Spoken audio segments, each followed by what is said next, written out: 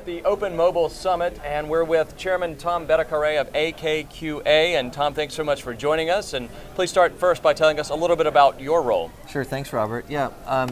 I help lead AKQA. We're a digital marketing and technology services business that really provides innovation and ideas to big global marketers like Audi or Visa or Nike or Target. And we've been recognized as the Mobile Agency of the Year by Mobile Marketer, and so we have a leading mobile practice.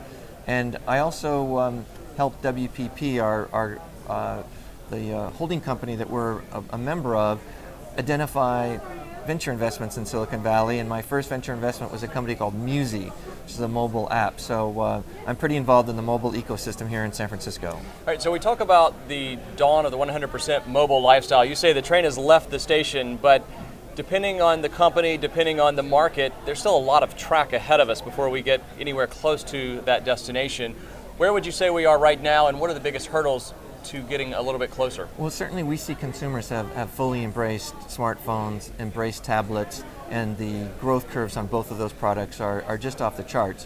What we're finding is the challenge of having marketers and advertisers keep up with that and keep up with the rising expectations of mobile audience that wants things on the go, convenient, lots of utility, no friction in their transactions. So we try to develop marketing campaigns and efforts for our clients to get them to keep up really with a very mobile customer. And it's more, I take it from what you've discussed here at the summit, more of an engagement versus banner ads or some of those, the pop-up ads that you see traditionally online. Sure, well I think there's mobile banner advertising that can be effective, there's mobile search, there's location-based ads on mobile, and there's social media on mobile, like Facebook ads on mobile. But what I think is more important is engaging with people in how they use mobile devices to plan their buying decisions, make their buying decisions, review and talk about their buying decisions. So I think it goes beyond just placing ads in those kinds of buckets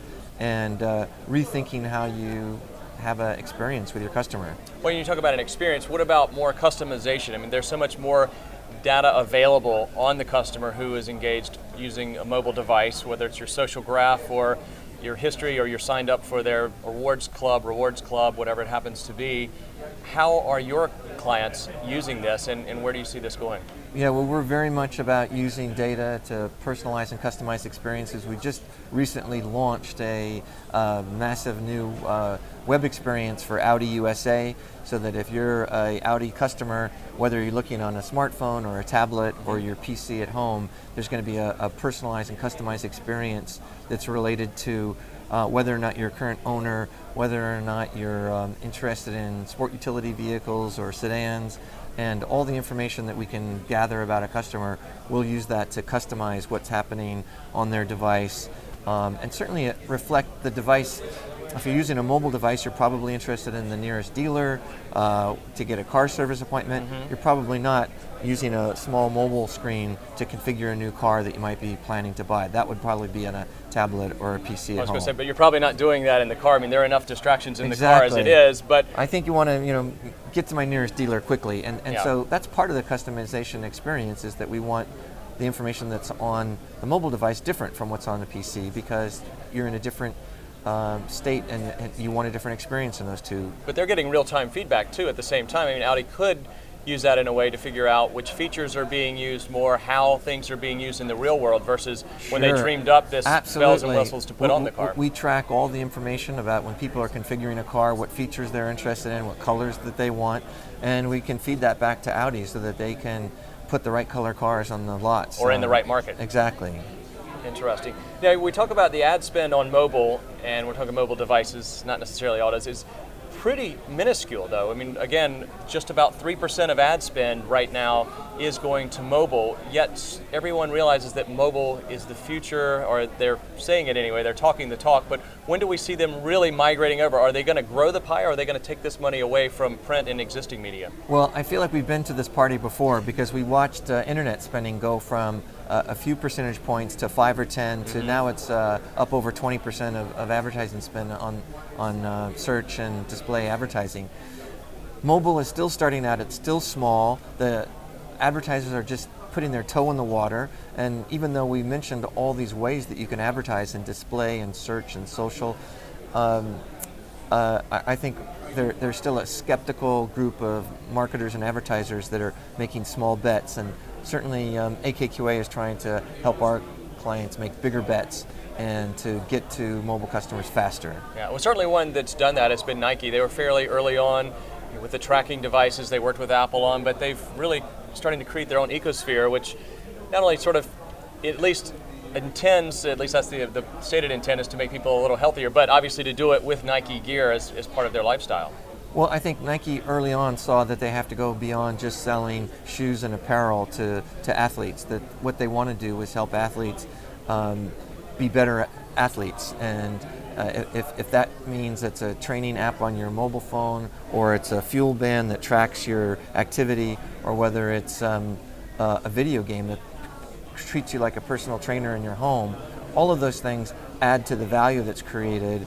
You're helping me be a better athlete, and that's going to lead to my buying into Nike products, including shoes and apparel, but also digital products and experiences. So I think they're a leader in approaching this new wave of creating a digital product to go along with your analog product. Now, are they diverting more funds to this type of technology and these types of engagement versus just straight up spending in a sports magazine or something?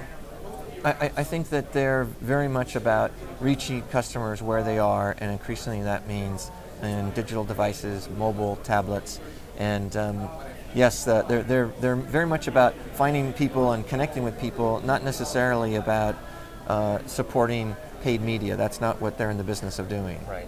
Well, and you think about it, engagement, is there any data, I know it's still early in the game, but is there any research that support that it's creating more loyal customers who are indeed, they're not just buying the fuel band, but they're outfitting themselves all in Nike, or are they getting the fuel band and going and getting shoes from the competitor, just to use them as an example, or it could be any of your clients? I think that if you just looked at Nike running as one example, the sales of Nike running gear and apparel have increased significantly from the advent of Nike Plus and the whole ecosystem around running. So yeah, I think there's probably lots of data that Nike has. They're investing in the digital sport group, and I don't think they would be doing that if they didn't have a lot of support and sales behind that. Now, they certainly seem to be one success story that's found a way to do it. Are others trying to create their own sort of halo effect, as it's known, particularly with the Apple products? Yeah, it's interesting. AKQA is now being approached by every imaginable company that makes any kind of a product or service. Certainly we're working with the car companies and helping them have connected car experiences, appliance companies about connected devices, health companies about health data and sensors that would help create healthier customers. Right. So yeah, I think we're seeing it coming from every imaginable industry. What's the biggest barrier for creating this kind of experience?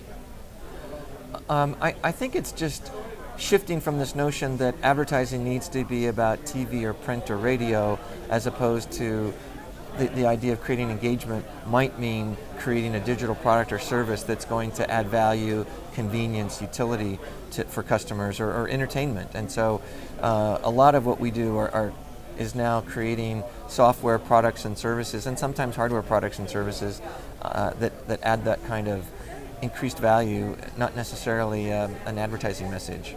It's not always an advertising message, but obviously you have to keep the brand in the forefront, and that seems, depending on the company, some lend themselves more to it than others. And then of course the downside is once you sort of open yourself up, to being yelped, as some folks would say, it can be good, and sometimes it's not, but you can get this real-time feedback from customers. I think we've counseled a lot of customers in social media, because people are going to talk about your brand. And so you can't pretend that, if we stay out of social media, that people aren't going to talk about us. So we think it's important to be where people are talking about you, to join in the conversation, to be part of the conversation, to respond to the conversation. So yeah, there's certainly some delicacies about how it's handled, but I don't think there's any going back to saying we're not going to participate. And you talk about social media, it's become a bigger part of people's campaigns, but how close are we to seeing advertisers start to realize some monetization there instead of just trying to make sure that they're represented, but are they really employing it as a strategy yet, or they're just trying to get a presence out there? Well, I think there's lots of different ways to use social media, and most of the big platforms like Facebook and Twitter are investing a lot in customized research to demonstrate the ROI of spending in social media. And so I don't know that we have time to go into it now, but I know that there's a lot of research and a lot of data to support the efficacy of social media. And when you talk about the efficacy, you mean creating more loyal customers, or more sales, more loyal customers, better reviews, a feedback loop with your customers. There's a lot of different things that social media can accomplish. All right. Well, Tom, thank you very much for joining us here at Open Mobile Summit, and we'll continue to track this as we head towards this truly 100% mobile lifestyle. Thanks very much. Appreciate it.